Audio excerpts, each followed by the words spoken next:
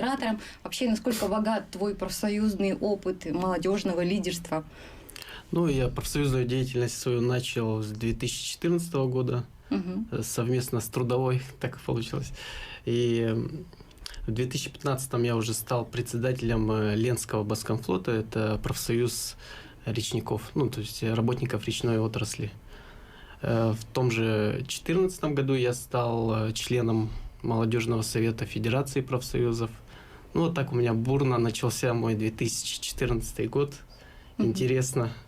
В 2015, вот как я уже сказал, уже стал председателем. То есть мне доверили, высказали доверие, чтобы я вот представлял интересы молодежи речной отрасли. Сколько у вас вот молодых активистов работает в совете? В нашем, ну вот я был, сейчас оговорюсь, с председателем с 2015 по 2017 год.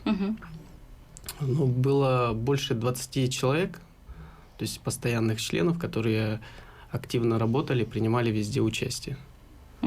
Хорошо, дорогие друзья, сейчас мы прервемся на небольшую рекламную паузу, после чего вновь продолжим наш разговор. И сегодня наша беседа о прошедшем первом слете молодых профсоюзных активистов. Не переключайтесь, оставайтесь с нами, присоединяйтесь к нам, звоните в студию по номерам 32 2066 32 11 66. Будьте с нами. Якутск сегодня. Жизнь столицы. Слушай и смотри. Радио Тетим. Сынок, я как сейчас помню приход первого поезда к нам в Алдан. В путешествиях на поездах нужно соблюдать энциклопедию безопасности. Слышал о таком? Нет. Чтобы в купе был порядок, нужно сумки сложить вот так, а которые нужны с документами поближе. И двери в купе держать закрытыми, как дома. Правильно, сынок. А еще нельзя брать посылки у незнакомых людей и за своими вещами следить на станциях очень внимательно. Ваш чай. Спасибо большое. Простите, а где телефон можно подзарядить? Розетки находятся по проходу, но, пожалуйста, не забывайте. Я буду соблюдать все правила. Транспортная полиция Якутии. 15-й республиканский конкурс «Кинолетопись Якутии». 5 апреля в 16 часов в мультимедийном парке «Россия. Моя история» состоится торжественная церемония награждения победителей. В дни светлой пасхальной недели приглашаем всех на концерты, спектакли и другие мероприятия Республиканского пасхального фестиваля искусств «Золотые купола». На все мероприятия вход свободный. Якутск сегодня. Жизнь столицы. Слушай и смотри. Радио Тетим. Дорогие друзья, мы продолжаем программу «Якутск сегодня». У микрофона ведущая Сергейлана Антонова. И сегодня наш разговор о первом слете молодых профсоюзных активистов, который прошел в эти выходные в столице республики. Итак, гости нашей студии – это представители молодежного совета Федерации профсоюзов нашей республики. Анна Кривошапкина, Ирина Тюргюлева и Игорь Боцан. Итак, Игорь, ты как раз-таки был модератором команды «Олимп». Расскажи, пожалуйста, вообще, как были восприняты нововведения, которые подготовили для вас организаторы, да, и вообще, как проходила работа по разработке проектов? Ну, скажу, для участников это был сюрприз, приятный сюрприз, потому что все новое, интересно. Вот, они, конечно, не ожидали, что в таком темпе, им, в таком ритме им придется работать именно интеллектуально, но в целом им понравилось. То есть это было, так, знаете, дедлайн у нас был такой, в режиме которого они вот интенсивно работали очень.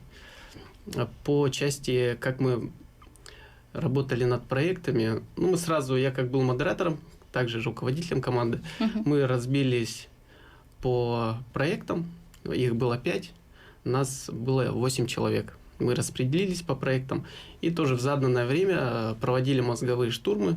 Сначала определили темы актуальные, выписали их, потом уже совместно выбирали из вот этого списка представленных тем. Когда уже определились, мы конкретно разбились по участникам, по темам.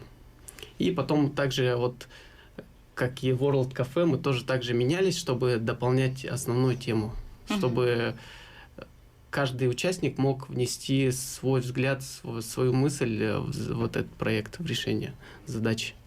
Как вообще формировались команды, да? И, наверное, это были представители различных улусов нашей республики, да? Вот как шел отбор? Ну, это происходило, как я понимаю... Давайте я скажу, да? Вот у нас было... Да, по всем отраслям и по координационным нашим советам в районах мы сделали квоту по зависимости от количества членов профсоюзов. Допустим, Риском госучреждения был представлен 10 молодыми профсоюзными активистами. И так по каждой отрасли. Затем мы разбили эти 100 участников на 10 команд по 10 человек. В каждой команде должны были быть представители от разных отраслей: образование, госучреждения, здравоохранение, авиация, культура, электропрофсоюз и так далее. И вот по каждому. То есть команды были шерстные, да. То есть, чтобы на проект можно было посмотреть именно с точки зрения именно всех отраслей, и были затронуты интересы всей молодежи. Игорь, ваша команда, насколько я знаю, победила. Да, мы выиграли в номинации «Законотворчество», и в целом в общекомандном зачете тоже выиграли первое место. По законотворчеству у вас какой проект был? Мы разработали проект закона о молодом специалисте в Республике Саха-Якутия. То есть посчитали, что это для нас очень актуально. Вот, и решили все силы бросить на это всю ночь. Хорошо. Анна, а вообще какие еще интересные проекты были предложены командами?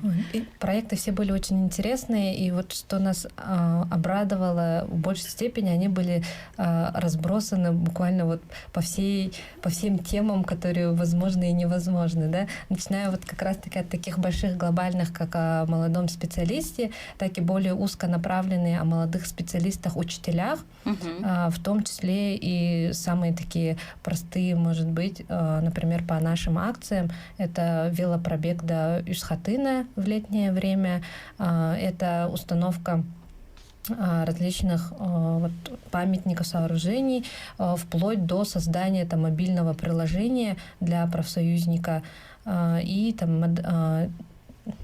ребрендинг сайта Федерации профсоюзов. Даже такое предложение внесли.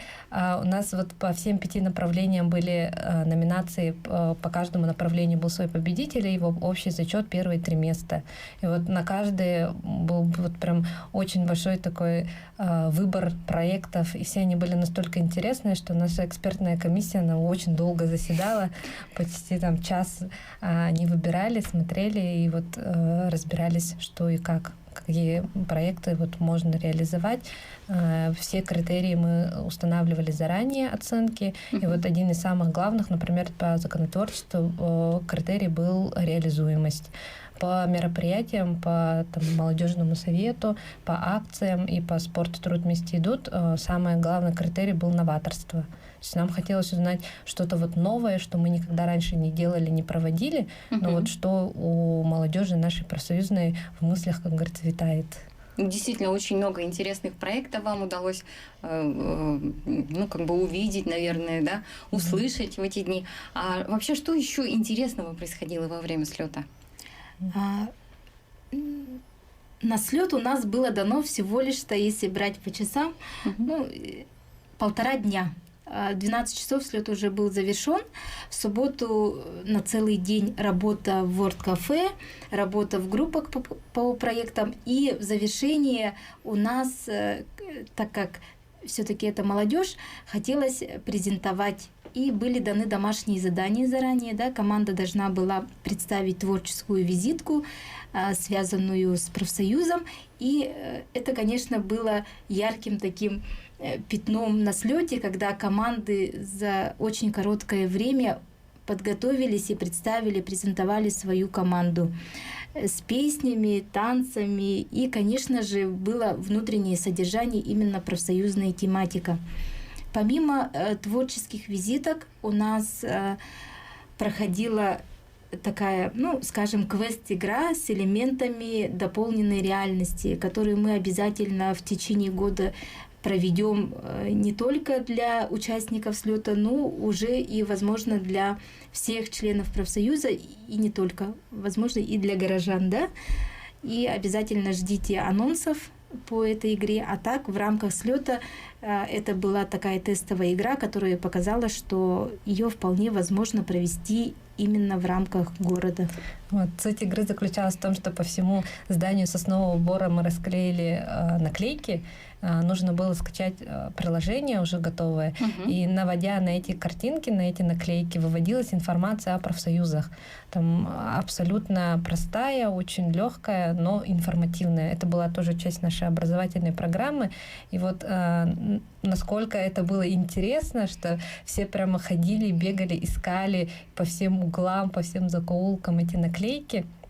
Было очень интересно, и вот как раз-таки одно из предложений участников было, чтобы эту игру размножить по всему городу. То есть представьте себе, вы там приходите в кафе, видите там какую-то наклейку очень интересную с профсоюзной тематикой, наводите на нее свой смартфон и тут же узнаете о там своих правах, льготах, гарантиях и так далее, что вы можете получить, вступая в профсоюзы. То есть это своеобразная лепта, наверное, в дело информирования о деятельности профсоюзных организаций, да? Да, конечно.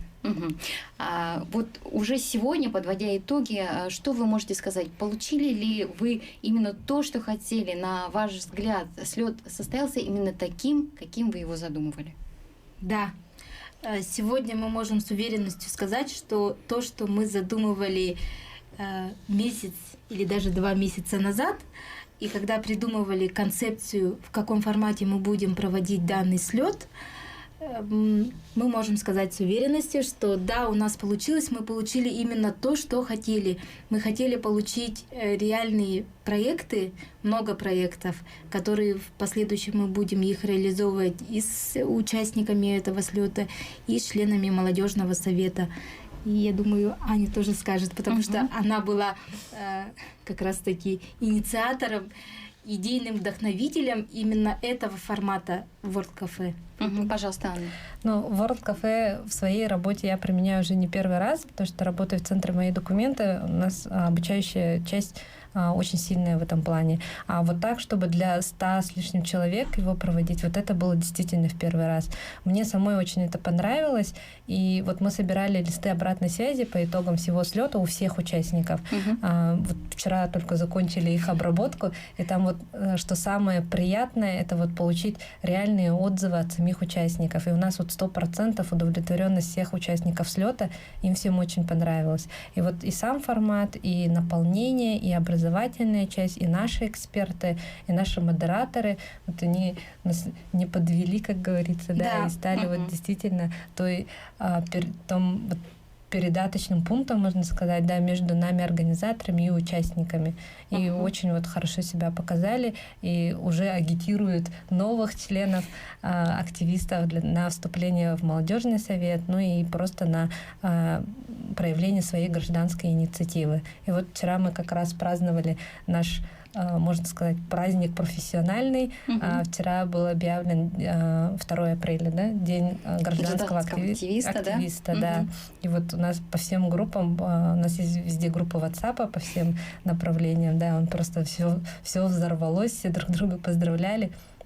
Было очень интересно, и вот у нас наша семья профсоюзная, она стала еще больше. И это действительно радует. А вообще, что вам дает участие вот в профсоюзной жизни? Коротко, буквально в нескольких словах. Участие в профсоюзной жизни дает лично мне реализовать какие-то наши проекты, скорее всего, да, потому что многие любят просто говорить, но при этом ничего не предлагают. А как раз-таки общественная организация и вот позиция гражданского активиста тебе позволяет все-таки не просто говорить, а уже что-то делать. И вот это, мне кажется, отличает как раз-таки гражданского активиста от обычного гражданина. И, Игорь, буквально несколько слов о том, что мне дает, да? Да, что тебе дает. Ну, тоже я соглашусь с Ириной. Мне всегда хотелось что-то делать. Еще со времен со школы. И в том же личностный рост Хорошо. Спасибо за то, что вы действительно пришли к нам в студию, рассказали о том, как прошел первый слет молодых профсоюзных активистов. Дорогие друзья, это была программа «Якутск сегодня». Ее подготовила и провела ведущая Саргалана Антонова. Всего вам доброго. До свидания.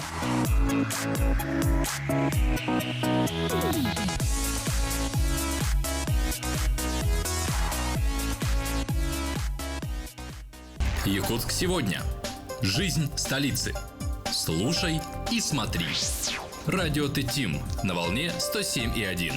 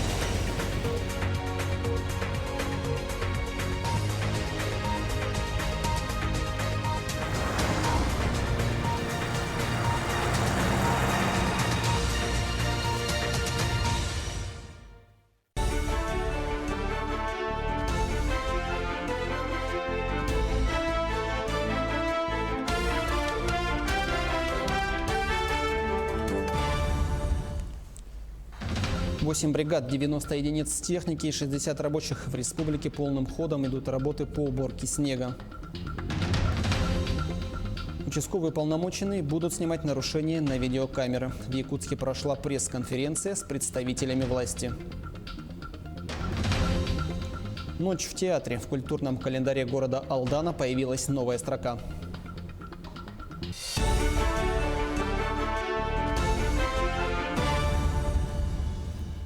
Это Якутия-24, в студии Андрей Погорелов. В прямом эфире рассказываем о главных событиях. В ряде районов Якутии закрыто движение для всех видов автотранспорта. Об этом сообщает Управление автомобильных дорог. Проезд закрыт на участке автодороги Сангарси-Теба-Тамай-Булус до улучшения погодных условий. Сейчас до райцентра проезд осуществляется по автомобильной дороге со стороны горного района Асама-Кабяй-Сангар. Также временно закрыт проезд для автотранспорта на ледовой переправе Кангаласы-Сотинцы. На этом участке на всех трех направлениях работает дорожная техника. Вчера дежурили, сегодня тоже дежурят, но сильный ветер, пурга заметает сразу. Вот как машина проехала, трактора очистили и сразу же метет. У нас вот сейчас в основном люди ездят на маленьких иномарках, да? Вот передний привод, задний привод, в основном вот такие вот, неполноприводные машинами ездят, и вот они застревают. Первый застрял, второй застрял. Там по цепочке уже идут, и потом пурга метет, сразу остановились и заметает. В республике полным ходом идут работы по уборке снега. Так, в Якутске на ликвидацию последствий пурги уйдет 1 неделя. На основных городских дорогах работают 8 бригад, 90 единиц техники и 60 рабочих. Все действия транспорта расписаны по минутам. Время выполнения работ контролируется. В первую очередь расчищают центральные дороги. Это позволяет уменьшить накат и беспрепятственно двигаться автомобилем. Отметим, что с 1 апреля с улиц вывезено уже 4300 кубометров снега. Каждый погрузчик, каждый самосвал и работники делятся по группам, и каждый по заданию свои улицы убирает. Объем увеличивается каждый раз. Но объем составляет где-то в день, получается, КАМАЗа по 10-15 рейсов делает. Снег вывозим на полигон по улице 50 лет Советской Армии. 63 предписания было выдано в Алдане надзорными органами по состоянию дорог. К ответственности привлечены несколько должностных лиц, в том числе первый заместитель главы города.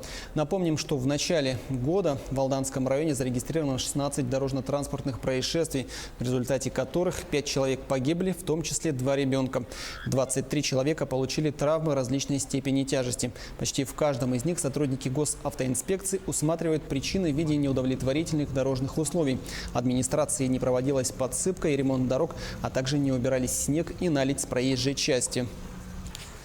К другим новостям. Участковых уполномоченных оснастят мультикоптерами и нагрудными видеокамерами. С таким заявлением на пресс-конференции МВД выступили представители власти. Структурой участковых разрешено 83 тысячи заявлений, что больше, чем в прошлом году. И этот показатель растет каждый год. Силовики обратили внимание на то, что в основном преступление совершается на почве алкогольного опьянения, а участковые уполномоченные при этом выявляют каждую вторую незаконную продажу алкоголя. Всего же на территории Якутии работают 470 участковых. Со своими задачами они справляются, отметили на пресс-конференции. Подошли, послушали, действительно, как работают каждый день, именно, которая работа не видна, сотрудники полиции, в частности, участковые, которые совершают подвиги, я тоже сегодня об этом говорил, вспоминал нашего героя Василия Васильевича Бурцева, который погиб посмертно, да, которые каждый день работают, ребята раскрывают преступления, особо тяжкие, именно участковые, простые участковые уполномоченные. В прошлом году количество зарегистрированных пользователей порталов госуслуг увеличилось на 23% и составило порядка 400 тысяч человек. В настоящий момент этот показатель увеличился на 52 тысячи. Свыше 60% это жители республики возрастом старше 14 лет. Министерством связи республики ведется работа по увеличению центров обслуживания по регистрации и подтверждению учетных записей в единой системе. На сегодняшний день на территории Якутии функционирует 371 центр обслуживания. Мы видим, что итоги нашей работы есть. Электронные услуги, они приобретают все большую популярность у нашего населения. Мы работаем и в телевидении, и на радио, в автобусах, в торговых центрах, вот поработали за все эти дни, и в районах, в центрах регистрации, в МФЦ особенно. Вся эта работа идет, но вот именно в эти дни она, конечно, усиливалась. Прорыв якутской хирургии. Централизованное операционное отделение Республиканской больницы номер 2 отмечает 35-летие со дня открытия. Если же раньше хирурги делали операции по узким направлениям, то сейчас они выполняют практически по всем направлениям, начиная от челюстно-лицевой, заканчивая пластической хирургией. В день в операционном отделении выполняется более 50 операций. Из них около 30 плановых, остальные экстренные. Только по итогам прошлого года здесь было проделано более 7 тысяч операций. Сегодня хирургами применяются новые технологии, которые облегчают работу даже при проведении самых сложных операций. Технологии новые, что облегчило труд хирургов, это электрохирургическая технология. Сейчас, как говорится, хирурги без этих аппаратов не работают. Во всех операционных залах у нас работают современные аппараты высокочастотной хирургии. Есть аппараты ультразвуковой диссекции, то есть это разделение тканей с помощью ультразвука. Есть эндоскопические технологии. Определились победители розыгрыша «Весна на НВК». Сегодня они начали получать свои подарки. Второй год подряд проект радует своих телезрителей. Счастливой обладательницей мотоцикла «Минск» стала жительница Якутска Ксения Иванова. Женщина не ожидала такого сюрприза. Сегодня она впервые увидела его вживую. Просто это было неожиданно. Я не ждала. Посмотрела совсем много. Если мне сказали бы, что это минский, я не поверила бы. Раньше-то они какие были? Маленькие такие, да? Раньше-то гоняла, сейчас-то. В культурном календаре города Алдана появилась новая строка «Ночь в театре». Проект, который стал изюминкой репертуара местного тюза и привлек неподдельный интерес алданского зрителя. Репортаж Руслана Павлова. «Ночь в театре». Проект не новый в театральной среде, однако для неискушенного алданского зрителя он стал в буквальном смысле взрывом эмоций и ощущений.